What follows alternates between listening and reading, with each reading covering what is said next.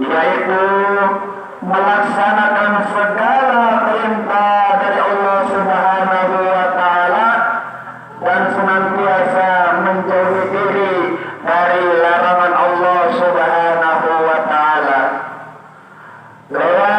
khutbah singkat pada siang hari ini, izinkan khatib menyampaikan khutbahnya dengan tema yaitu umur yang diberkahi Allah Subhanahu wa ta'ala. Ma'asyiral hadirin sidang Jumat rahimakumullah. Pada umumnya bahwa manusia itu meminta kepada Allah Subhanahu wa ta'ala yaitu umur yang panjang. Seraya berkata, ya Allah ya Rabb, panjangkanlah umur kami. Dengan berbagai alasan, yang dimana alasannya ini kita minta kepada Allah untuk umur yang panjang dalam ketaatan kepada Allah Subhanahu wa ta'ala. Kita minta kepada Allah Subhanahu wa ta'ala agar diberkahi umur panjang untuk beramal yang banyak. Kemudian tak sedikit kebanyakan manusia itu tidak ingin mendapatkan umur yang singkat dengan alasan umur yang singkat itu ia tidak siap untuk menghadap Allah Subhanahu wa ta'ala. Namun pada hakikatnya ada kategori umur panjang itu walaupun umurnya singkat tapi amalnya banyak. Ini sesuai dengan konteks Nabi Muhammad sallallahu alaihi wasallam bahwa Rasulullah sallallahu alaihi wasallam bersabda dalam suatu hadisnya, khairun nas man tala umurihi wa hasuna amalihi. Sebaik-baik manusia yaitu ia panjang umurnya namun banyak pula amalnya. Wasarun nas man tala umurihi wa saru amalihi. Sejelek-jelek manusia dia diberkahi umur yang panjang namun tidak mengambil kesempatan tatkala dia hidup di dunia dia tidak mau beramal. Hadirin sidang Jumat rahimakumullah, ada 4 hal, 4 perkara Allah Subhanahu wa ta'ala menanyakan kepada hambanya pada hari kiamat.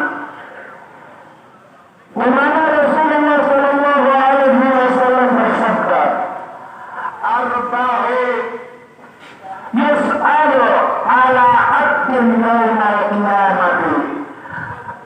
Yang artinya 4 perkara pasti Allah tanya kepada seorang hamba pada hari kiamat atau hari pembalasan. Yang pertama adalah an umurihi fima afnah, yaitu umur yang diberikan oleh Allah Subhanahu wa ta'ala digunakan untuk apa. Perkara yang kedua, Allah Subhanahu wa ta'ala menanyakan kepada hamba an jasadi fima ablah, jasad yang Allah ciptakan dan Allah titipkan kepada kita digunakan untuk apa atau berbuat apa. Perkara ketiga, Allah Subhanahu wa ta'ala menanyakan kepada seorang hamba yaitu anna alima maza amal. Pada saat di dunia dia belajar ilmu, apakah ilmu itu diamalkan atau tidak. Yang terakhir, Allah Subhanahu wa ta'ala menanyakan kepada seorang hamba yaitu an malim aina wasabuhu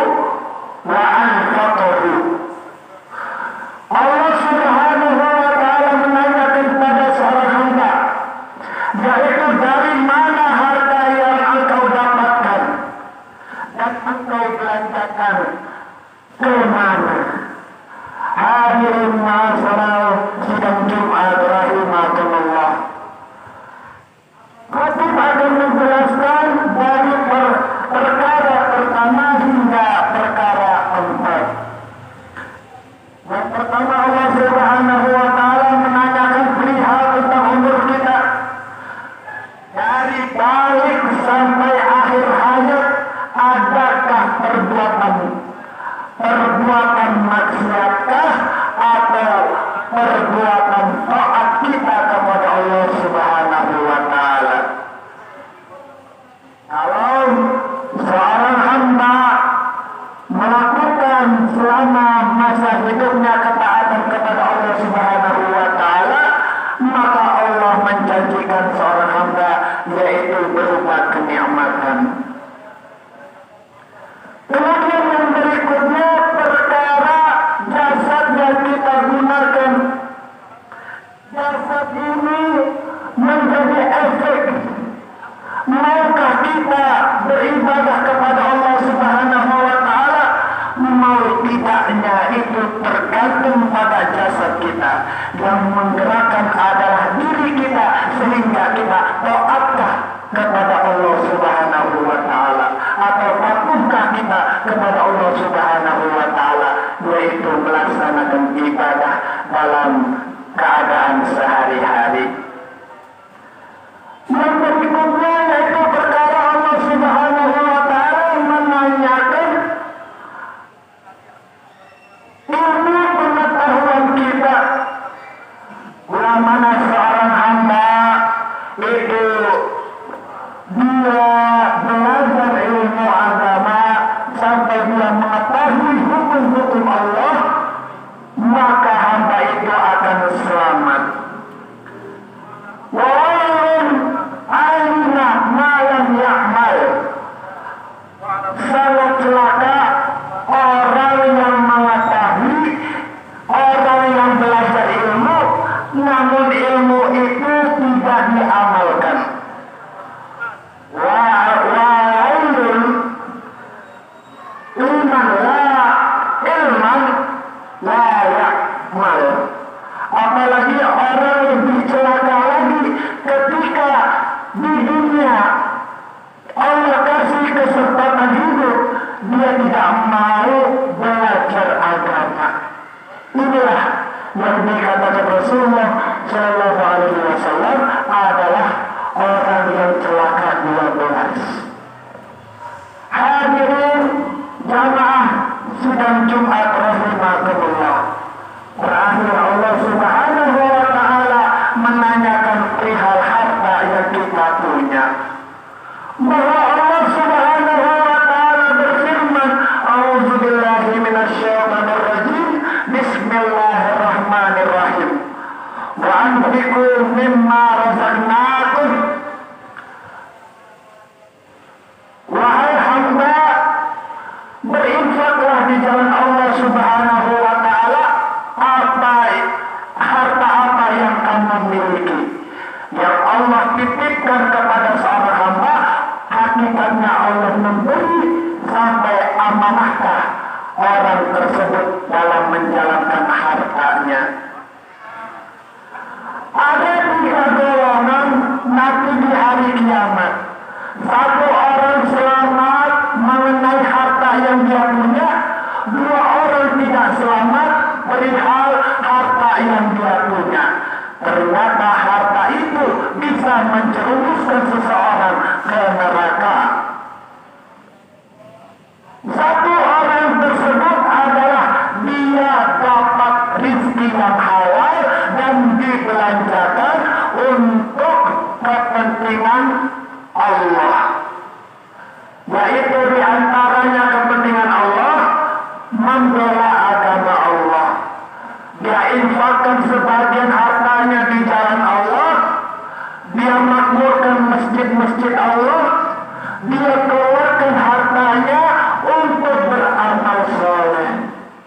Namun 2 orang ini tidak selamat, Pak. Ada yang mencari harta yang halal, namun dia tidak gunakan untuk beramal. Dan ada yang lebih